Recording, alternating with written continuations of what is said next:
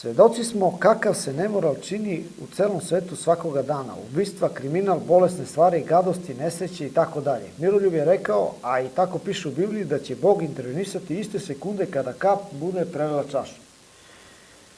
Moje pitanje je šta više treba da se desi u ovom nenormalnom svetu za tu kap koja će preliti čašu i reakciju Boga? Nisam rekao da će Bog da interveniše kad kap prelije čašu, nego kada se svi ljudi opredele na koju će stranu. Znači, postoje ljudi za koje još ima nade da pređu na Božju stranu. I zato Bog toleriše sve ovo što se dešava.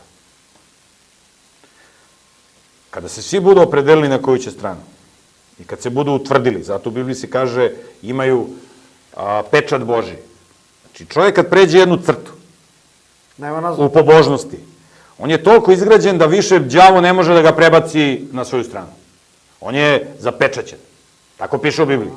Postoje sa druge strane satanisti koji toliko upražnjavaju destrukciju, greh, nemoral, tako dalje. I kad pređu jednu crtu, otupi im savest da više ne mogu da pređu na Božju stranu. Kada se svi ljudi budu zapečatili, ajde tako kažemo, ovi na Božoj strani, a ovi na satanskoj strani, te sekunde Bog kreće, a nekad kap prelije čašu. Nisi ti, prijatelji, još vidio ovo što se dešava u svetu, to je mala maca, šta ćeš tek da vidiš. To što se radilo u srednjem veku, inkvizicija, Jasenovci, ovo, ono, to je sve mala maca, šta će da bude.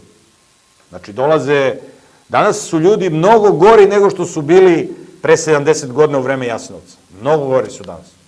I imaju mnogo bolje razvijene tehnike mučenja, ubijanja, iživljavanja i tako dalje i tako dalje.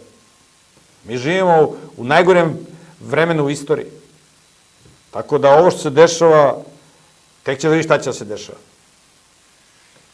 Znači, šta, mislim, nećemo da se lažemo. Samo plašite tu gleda. Samo dalju mail, šta Miroljub priča, šta ovo? Onda vato isključi Pragmatikus, prebaci kanal na, imaš Branko Kockica i gledaj Branka Kockicu i to je to. Ili gledaj ove goveđe televizije, čitaj novine o svetle budućnosti. Da mu smire savest. Tako, imaš da kupiš preko interneta karte za Exit festival za iduću godinu online. Kupi svoju kartu, u svaki slučaj možda iduće godine neće biti dovoljno karata.